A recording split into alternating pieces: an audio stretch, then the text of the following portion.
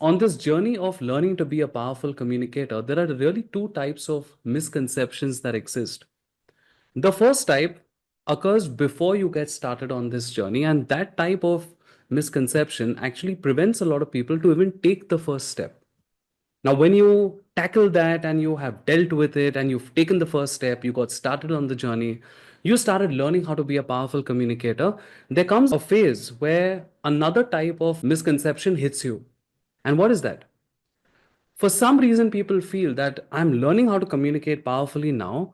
I should not feel the fear or I should not feel anxious if I am put in front of a large audience. That is the biggest misconception that there is. You can ask any speaker who you truly admire, maybe at the workplace, anywhere you can find someone. Ask them if they feel a little fear and anxiety every time they address an audience. Whether they have given 500 talks, 2 talks, 5 talks, they will tell you with absolute certainty that every single time they all feel a little bit of anxiety and fear. So the point here is not fear elimination. You cannot eliminate fear. I want you to know it and I want you to realize it that no matter how many talks you deliver, you are always and always going to feel that little bit of anxiety and fear. But the only difference you will experience after delivering many talks is that you're able to manage that fear and anxiety in no time. So you don't have to fumble, you don't have to appear very awkward. All of those things don't have to happen. It's your little secret that you felt the anxiety, that you felt the fear, but you did it anyway. That's the thing.